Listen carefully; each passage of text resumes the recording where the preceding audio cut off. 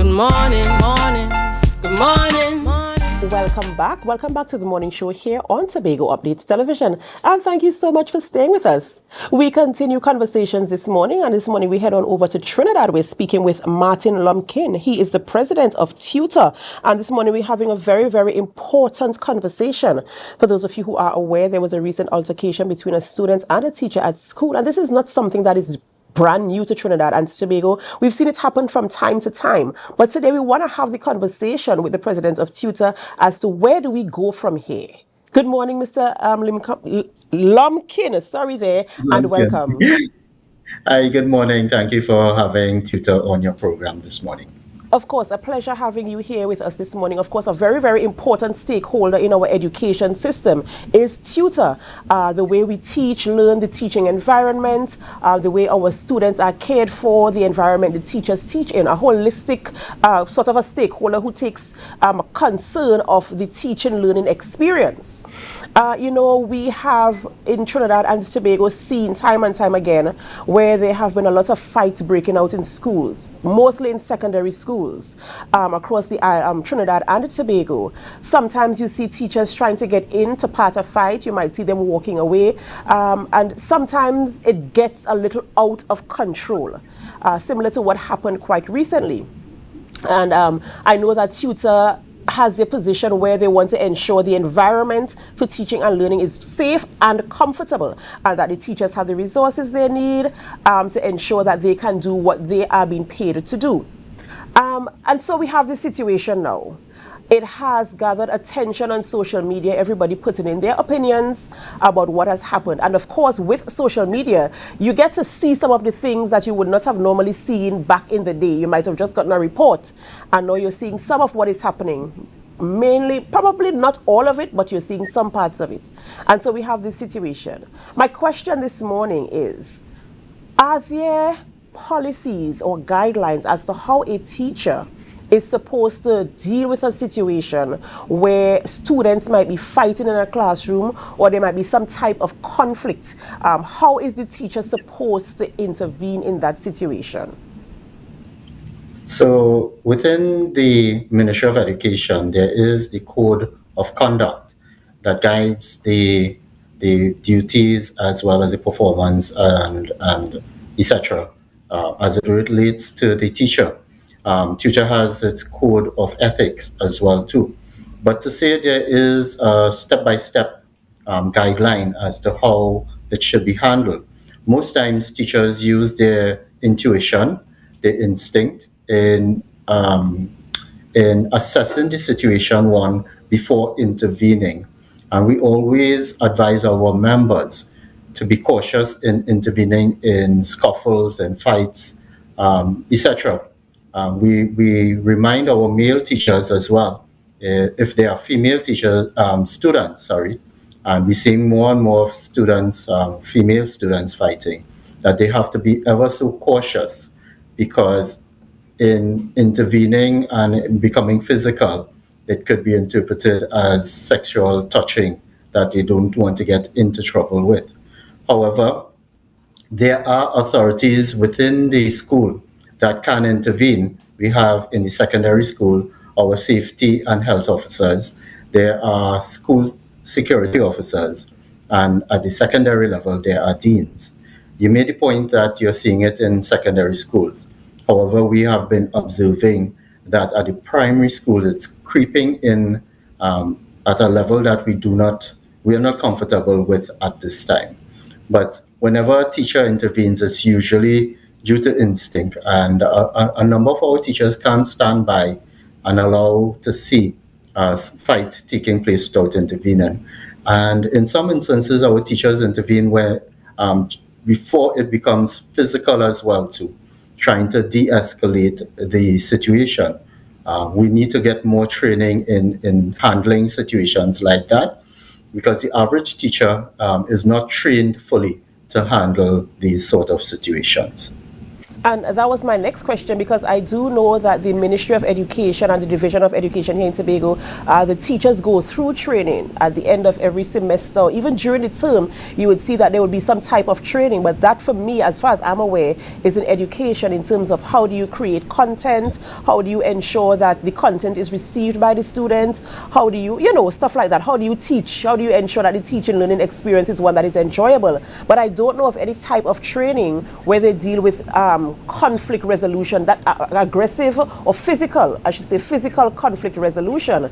And I'm wondering if there's a conversation that has started where that is concerned. And I'll tell you why. I read just this morning on social media about a teacher stating that they used to be a retired teacher, I believe. He used to teach at a secondary school, and and this is a male teacher, whenever he saw a fight taking place, he would walk away, turn the other way and walk away, because of fear of becoming, sustaining an injury. And I am wondering if the conversation now is happening where they are going to ensure that there's that type of training for teachers. How do you use your intelligence to determine, is this something I want to get involved in? If I do get involved in this, and the student, let's say the student is stronger than the teacher, because we have some young men who they're really strong, let's say the student is stronger than the teacher, the student is able to overpower the teacher. How do they protect themselves, stop the fight, protect the other students who are involved? How, there's some measure of training that needs to take place. I want to know if the conversation has already begun with all the stakeholders who are involved. This is the Ministry of Education, the TTPS, tutor, and all other stakeholders involved in the teaching learning experience. The conversation is there. We at the level of tutor has always been advocating for some level of intervention. Now, we have to be cautious in terms of those physical altercations and getting involved. Even if you're trained to do so, sometimes the situation is such that it's difficult to get involved. But as I said previously, most of our teachers, due to instinct, will jump in to try and prevent, especially if one student is being taken advantage of during the fight. But there's always the risk of being injured as well too. And hence the reason we need to have more support personnel. And these acts of violence should be addressed long before they manifest itself into physical altercation.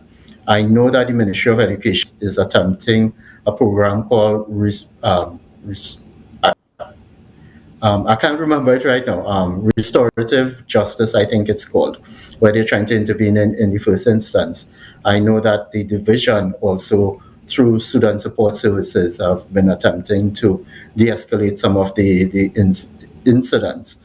However, the emotional aspect, and as you said, conflict resolution is something that needs to be done more intensely at all our schools in and Tobago in order to assist. So the training, yes, probably to detect certain behaviors and to then seek the intervention from the relevant authorities, and having the relevant authorities more on the compound to assist and to support the teachers as well as administrators in the school needs to be focused more. Tutor has always been representing at the level of the Ministry of Education and at the division as well too. And I know while the conversation is geared towards protecting our teachers when there are altercations in schools, what type of effort is being put into giving support to the students in terms of teaching them how to deal with conflicts, other than fighting? There are other ways to deal with disagreements and conflicts. I know there's a lot of bullying. There's a lot of, somebody might say something that might trigger you. Is any emphasis being put in dealing with the students, teaching them how to resolve situations, how to deal with triggers that might come up that might cause them to want to, react in a way that is physical and that might cause harm to somebody else? Is any emphasis being put on that? Both the division and the ministry have been attempting to address it, but it is our submission that not enough is being done at this time. Student Support Services Division, that unit that looks after support and which will give support to the schools as well. They are understaffed, they are under-resourced, and the ministry and the division very well knows the importance that these units play, and as such need to put more resources into it. The ministry and division has been attempting to enhance the referral system, but because they're not willing to pay and get the necessary resources, put the monies in it, they are having our educators at the school being part of a group called SBIT, School-Based Intervention Team. But when you have to teach your class and then have these meetings, it's really difficult. The ministry and the division need to put more emphasis, more resources into the support groups. As I mentioned earlier, the ministry has this restorative practice that they are piloting at the schools of focus. We have not seen any report that says its intervention is working at this time. But some more programs need to be done, even at the primary and ECCE level, where we can detect deviant behavior at an early age, where the intervention should take place. Most times we only intervene at the secondary level. Intervention must take place at the lower levels as well. And as you introduce that into the conversation, my next question was going to be, what, in terms of tutor, your position in tutor, what are the things that tutor are demanding from the ministry and all the stakeholders involved to put in place? What are the things that you are demanding to be implemented in the schools from as early as the primary schools, so that, you know, the balance can be found, that teachers from primary school level, secondary level, and the students can kind of understand the teaching learning system, what are the requirements, what is expected from them, and how they manage their emotions, how they manage holistically. What is your position in terms of your demands from the ministry where that is concerned? Firstly, all schools should be safe and secure. There must be a level of infrastructure that allow for conducive and gives conducive environment for learning and teaching. We have to have the proper resources. We have to give the proper support. When we look at curriculum development as well too, it cannot be overloaded because of the fact that teachers are being burnt out and they're being asked to do more and more. So apart from delivery of curriculum, now the teachers have to be parents, lawyers, doctors, etc., which we used to, but the demands are even more because of what is taking place in the homes and society, that breakdown as well, where the home is supposed to be the primary educator. If they are lacking, and the schools are supposed to be the secondary educator, the schools now become the primary educator. When you don't have these resources to aid as well too. So we talk about technology. It isn't just about giving a laptop and internet access. There has to be the proper software training to utilize the software and the support as it goes forward. The emotional aspect as well too, because a lot of times we only look at the intelligence as it relates to the curriculum. What about the emotional intelligence of our students as well too? We sometimes take a back seat, and because we have this SEA, CSEC, CAPE, these standardized tests, these summative tests, the focus is only there. There are some schools who also look at the physical, the spiritual as well too, and that has enhanced the behavior, the discipline of our students. What about the clubs that we used to have at schools for cadets, Boy Scouts, Girl Guides, etc., etc.? We are not seeing enough of that in our schools. But for school to establish these clubs, they must be given the support not only of the ministry, but the parent bodies of these institutions as well too. So we are looking at the overall aspect of education. We also have to look at what is the nature and purpose of education as it relates to national development as well. The Honorable Minister Young at a prize giving function, spoke about reviewing the curriculum, and he also spoke of our archaic education system, which is a step in the right direction. But we will only be content when we see action instead of words. And I agree with you there in your closing, because the conversation about the education system being archaic is a conversation I've been hearing for years, and nothing has changed really. And I feel as if we have to tailor the curriculum to us here in the Caribbean, our lifestyles. We have to tailor it to the generation that is in school now. Teaching and learning has to be applicable to those who are in the environment, and the system does not give that opportunity. It kind of boxes everybody into, you know, one little box, and you have to do it this way or you just will fall out on the wayside, and that's what we've been seeing. So I do hope that that conversation bears fruit. I do hope it moves from a conversation, and I do hope it moves from an idea and a thought into actionable steps where we can see the changes. And I know it will be on a phase-by-phase basis, and I'm fine with that. Once there is some type of change that will come and encourage, you know, change of behavior. You're right about, I agree totally with bringing back clubs in schools. And as I mentioned earlier, you know, when I was going to school, once there's a group of children around, once a teacher appears, whatever you are doing, you would stop what you're doing and you will stand in respect of that teacher. I don't think that happens in schools anymore. I don't think that is a thing that happens now. Even if it is, you're not during class time, let's say it's lunchtime, on your lunch break. I remember specifically when I was in secondary school and it was our lunch break. And we were just, you know, children in school having fun talking, you know, and the vice principal walked into our classroom and the entire classroom went quiet. That was in respect and reverence of the authority over us. And I feel as if that has been lost in the system, and those are the things we need to bring back. And I do hope that all the stakeholders who are involved will revisit some of the things that worked in the past, you know, and upgrade them to where we are now so that we can move forward successfully. In closing, is there anything else you'd like to share with our viewers this morning? We would like to wish every one of our educators all the best for 2025. We know there are some trying situations that you are under. Tutor will continue to support and to give that necessary representation. Just quickly, as you spoke about respect, not only in the classroom, but in society. I could recall long ago you passing someone along the road and you had to say good morning. You know, that was part of you know, your upbringing. And as you said, we're not seeing more of that.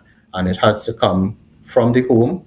And if that doesn't happen, then the school has to bridge that gap, unfortunately. But we'll have to do it because that's part of education as well, too. So I wish everyone all the best. I wish your station all the best. I listened to the previous interview, and you know, it's really great to have a station doing the type of work that you all are doing. So all the best to everyone. Thank you very much, and the same is extended to you as well in all your endeavors and all that you do, especially representing the teaching body in Trinidad and Tobago. Do have a pleasant morning. Ladies and gentlemen, we've been speaking with Mr. Lumpkin, President of Tutor, speaking about protecting our teachers in school and where do we go from here where the education system is concerned. We really need to make a few changes. We really need to, you know, upgrade the system a little bit. We really need to revisit some of the things that are challenging, some of the things that are not working, reintroduce, you know, the things that were the foundation of education in Trinidad and Tobago. You know, in the conversation we did mention that when a teacher walks into a classroom, you have to stand at attention. You know, that's the authority over you there. Speaking to someone, you're walking in the streets, you know, you have to say good morning or good afternoon, especially if it was an adult. You know, and any adult, even if they weren't your parents, they can correct you. And if you refuse to take the correction, message reaching home, and your parents will discipline you when you get there. There's so many things in our foundation, in our culture, that I believe has been watered down, have been removed, that used to serve us in the past that we're not allowing to serve us now. And I feel as if that is what has brought us to the place where we are now. So we need to revisit some of those things. Of course, tweak the education system, tweak the curriculum, tweak the way teaching and learning is done. There are some children who will not thrive in a classroom. It is no secret, but they will thrive probably at a trade center. They will thrive working with their hands. They will thrive on the outdoors. They will thrive other places. Why not give them that opportunity? Why not create a space where that can happen seamlessly and they too can move up in the education system, not necessarily from primary school all the way to standard 5 and then to first form to fifth form and then try to force them into sixth form. Why not provide opportunities for children once they are in the learning age? And when I say that, the school age, provide opportunities where they can select, listen, I don't want to go to traditional school, but I can do, and there's the opportunity for them, clothing and textiles. Why not have a clothing and textile institution? Why not have, something where these young people, their skills, they can practice their skills, they can try something that they are interested in that will yield benefits in the end. You still teach them the same morals, the same values, the same qualities that they need to become a successful adult in society, integrated into society. Well, yes, there will be assessments. Yes, they have to meet the passing grade, but it's not in the confinement that does not work for them. There might be a student who is really, really good coming to school Monday to Friday, 8 a.m. to 3 p.m., sitting in a classroom, taking notes, excelling. That is fine for that student, but not all of them are like that. So perhaps we really do need to revisit how we disseminate information to children in the classroom setting, and of course, providing that support in the homes, in the communities. There are so many collaborators who can come on board to ensure that that experience can be improved. There are so many things we need to consider: community projects, community policing, partnerships with all different types of social groups, from the home level and then into the school level, and helping our teachers and students to thrive and to be successful in the teaching learning experience.